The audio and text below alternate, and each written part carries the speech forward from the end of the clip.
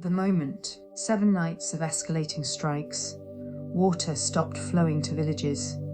An Iranian official declared negotiations during wartime are over. Fighting has spread to Kuwait, Bahrain, and Jordan. What began as a contained exchange is now dispersing. The chart for noon on July 18, 2026 in Tehran vividly paints this shift from contained conflict to wider dispersal. At the chart's apex, the sun in Cancer signifies national authority under siege. Cancer represents homeland and territory, and the sun's high position at the midheaven shows a government's standing. This chart portrays leadership defending its land. The ascendant, setting the chart's tone, falls in Libra, the sign of diplomacy and treaties. A war in its 7th night with Libra rising isn't ironic. It reveals diplomacy is still a lens, but now overwhelmed by conflict. The dominant force, an exact trine between Uranus and Pluto, truly defines this moment. In astrology, these planets reshape the world by force. Uranus embodies sudden shocks, technological disruption, aviation, and reversals. Think drone warfare and cyber operations that change the battlefield without warning. Pluto signifies power blocks, nuclear matters, and the dismantling of old systems to build new ones. A trine means energy flows unobstructed, so technological warfare is effective, and the institutional dismantling, breaking the old order and building a new one, proceeds with unsettling ease. This isn't a sudden storm. It's the crest of a wave building since early 2026. Within 3 weeks, Saturn and Neptune both entered Aries, the sign of war and aggression. Saturn governs state apparatus, borders, and hardship, while Neptune rules oil, water, ideology, and dissolution. Their move into Aries meant both the state and collective belief systems took on a warlike stance. Then, on February 20th, Saturn and Neptune met in Aries. This rare conjunction, occurring every 36 years, indicates a state fusing its identity with an ideological project. Policy and belief blur. This is a nation deeply committed, not just strategically but existentially. The March 3rd total lunar eclipse at 12 degrees Virgo revealed the costs of this commitment. Lunar eclipses bring things to a head. Virgo rules daily infrastructure like water systems and food supply. The eclipse foreshadowed precisely what's happening now. Water cut to villages, basic services targeted as weapons. In the event chart, Mars, the planet of military action, is in Gemini, the sign of multiplicity and scattering. Military action in Gemini doesn't focus, it spreads. The strikes reaching Kuwait, Bahrain, and Jordan are a Gemini event. Multiple fronts, multiple messages, delivered simultaneously. The overall planetary tension, measured by the cyclic index, is moderate at 837.7 out of 1800. It's rising slowly, indicating no single explosive week, but a sustained grinding alignment since January. The tension is spreading, rising toward dispersal, matching the military reality of strikes scattering across the Gulf. What it touches.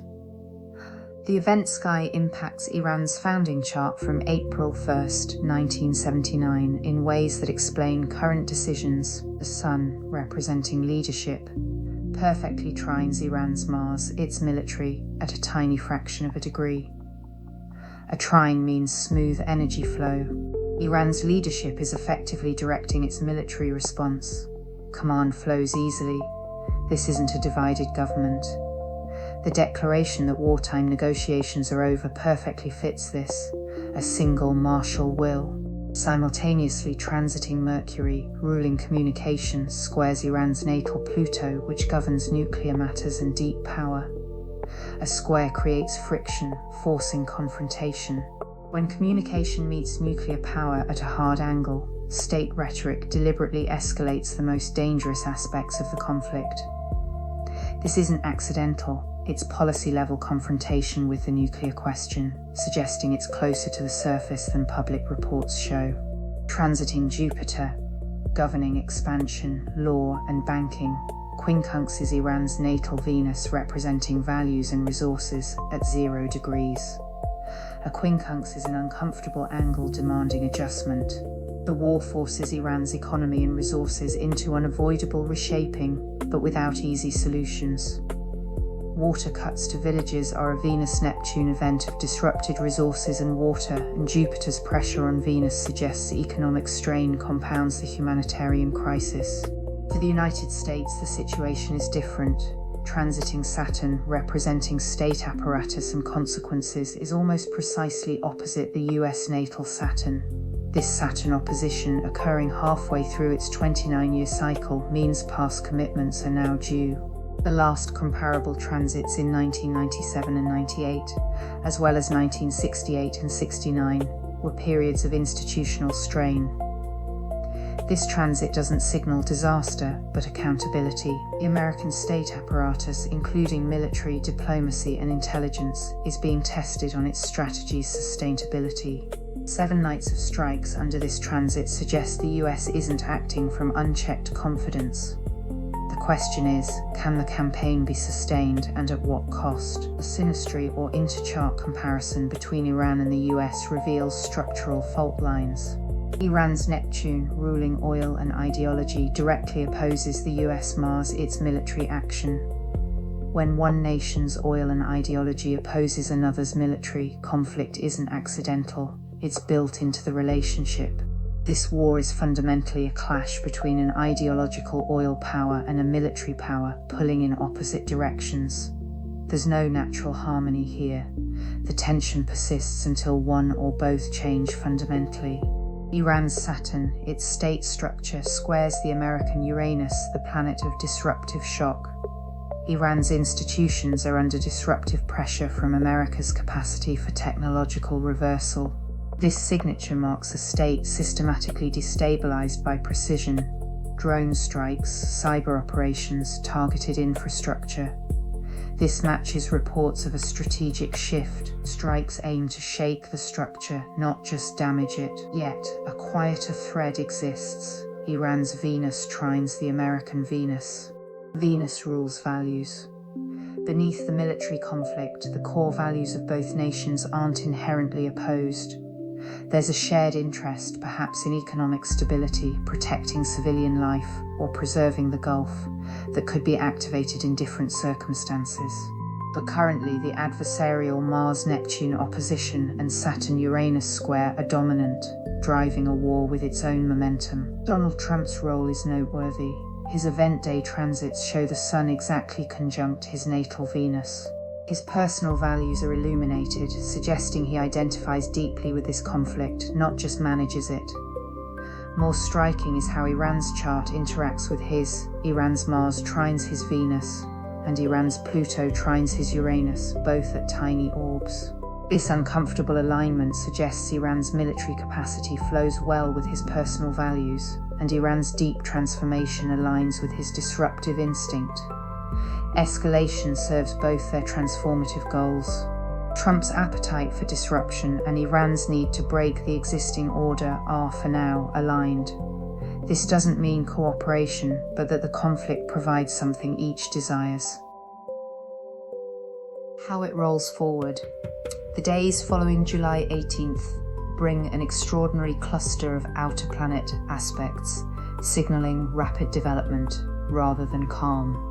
On July 20th, Jupiter, governing law, diplomacy, and expansion, trines Neptune, ruling oil and ideology, and opposes Pluto, which governs power and nuclear matters, on the same day.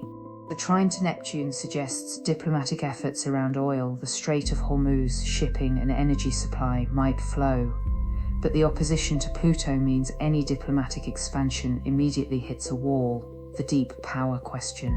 Negotiations might begin, but they'll quickly confront nuclear and power structure issues. On July 21st, Jupiter sextiles Uranus, connecting diplomacy with technological disruption.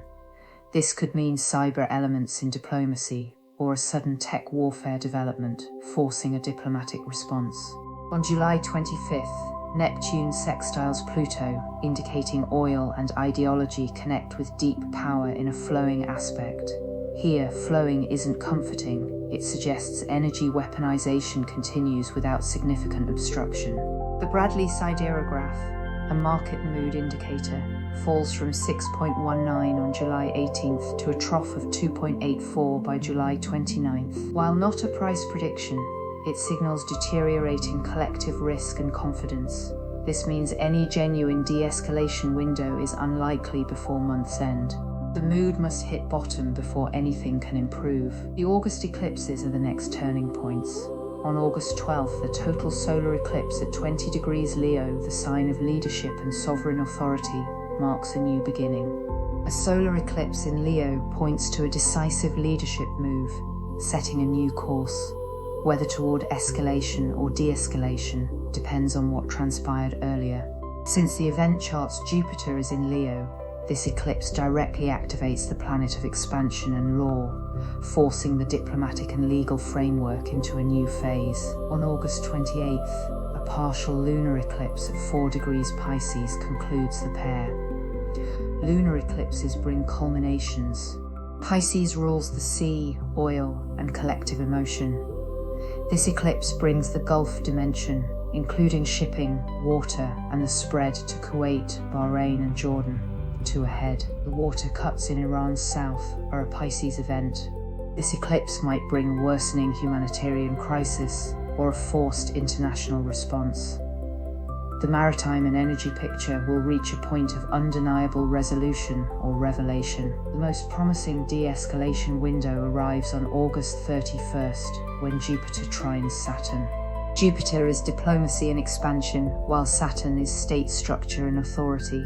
This constructive aspect means diplomacy and state structure can work together, aligning the will to negotiate with a legal framework. If any moment offers a real opening, this is it. But it's a window, not a guarantee. It follows 2 eclipses that may have already set irreversible events in motion, and it occurs within a chart whose core signatures, Saturn and Neptune in Aries and the Uranus-Pluto trine, are designed for transformation through force. Through September, Neptune continues to sextile Pluto. The oil power connection remains active, ensuring the conflict's energy dimension stays unresolved. The war may shift from nightly strikes to sustained pressure, but the structural tension between Iran's oil and ideology and America's military force persists. It is, as the synastry shows, fundamentally built into their relationship. Summary. This escalation's astrological signature is an exact Uranus-Pluto trine on July 18th, riding a wave of Saturn and Neptune entering Aries in early 2026. This means the war has shifted from contained strikes to spreading technological and institutional disruption, with no clear exit built into the chart. To summarize the key threads, military targeting will likely continue scattering across the Gulf, not concentrating on one front due to Mars in Gemini. Iran's leadership will remain unified in its military response with no internal division thanks to the transiting Sun's trine to Iran's natal Mars. The United States faces an institutional reckoning over its campaign sustainability driven by transiting Saturn opposing the US natal Saturn. Market and public mood will worsen through late July, bottoming around the 29th according to the Bradley siderograph. A leadership decision around August 12th, driven by the total solar eclipse in Leo, will change the conflict's direction. And the narrowest de-escalation window arrives in late August, marked by the Jupiter-Saturn trine on August 31st, offering a genuine, if brief, opening for negotiation. If that window closes, September suggests the conflict won't end but will settle into a sustained campaign of pressure, technological disruption, and energy weaponization, becoming a new normal rather than a temporary crisis. Recent history and where this is heading. Step back from the Gulf and the pattern comes into focus.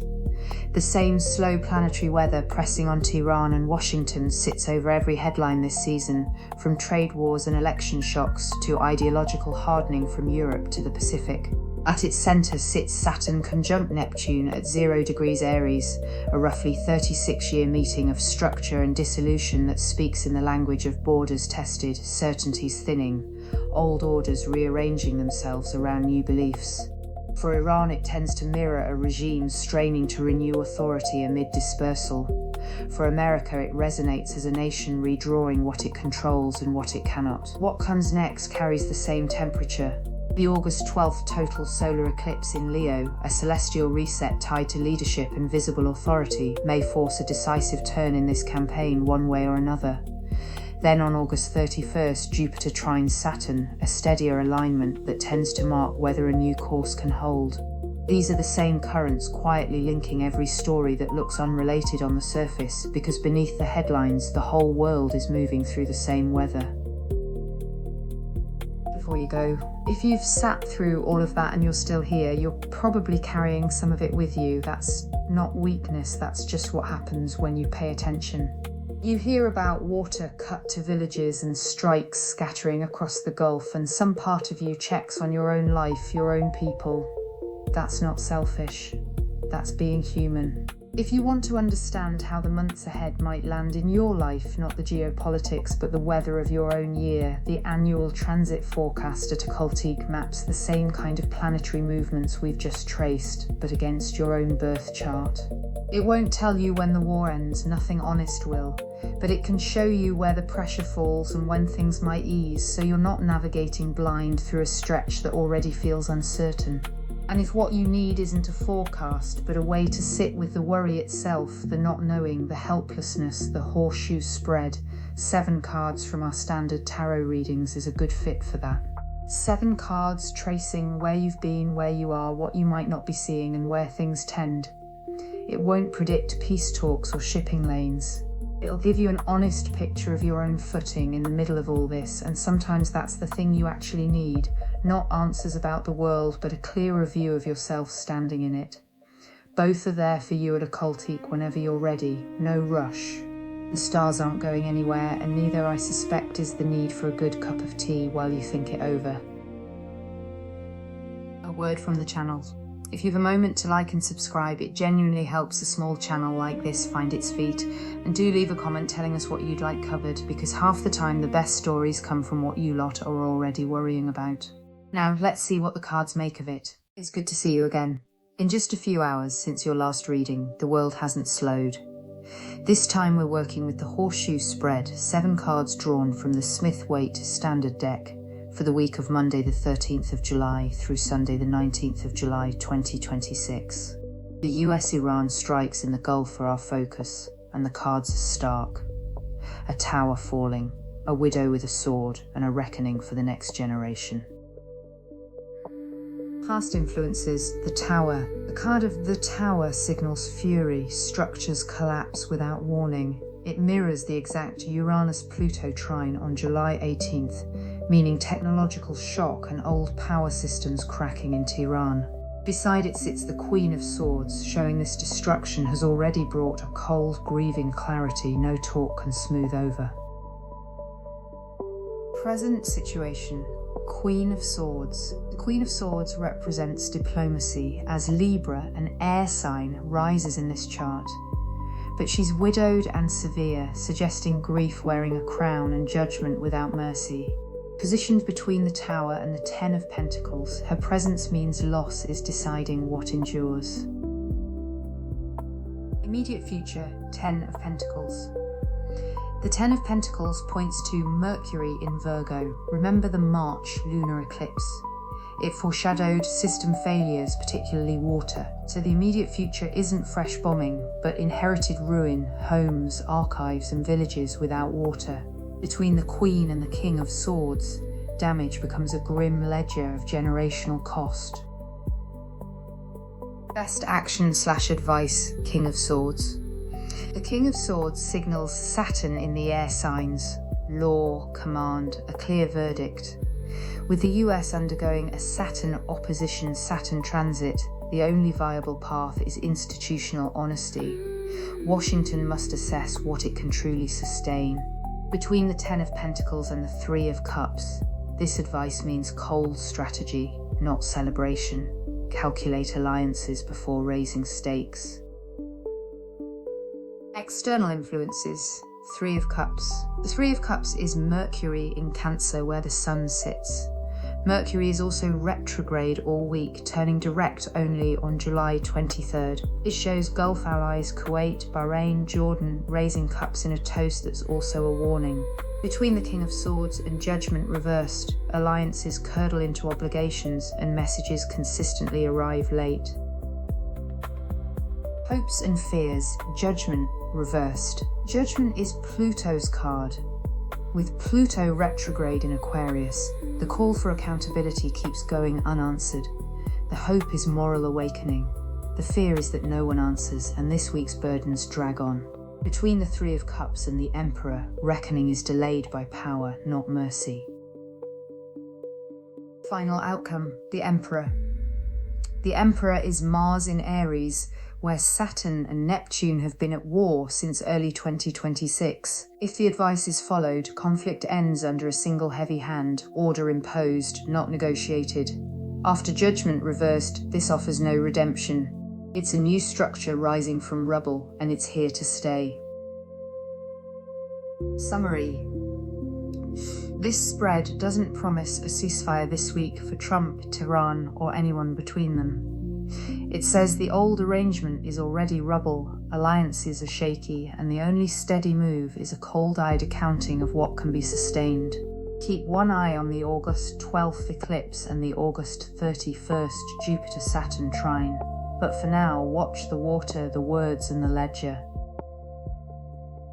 A word from the channel. Thank you so much for staying with me through this entire reading. Because this channel is still very new, every single like and subscribe genuinely helps us grow and reach more people. Please leave a comment with your thoughts and feedback, letting me know what you would like to see covered and how I can inform you better, because your insights truly help me improve what I bring to you. Take care of yourself, and goodbye for now.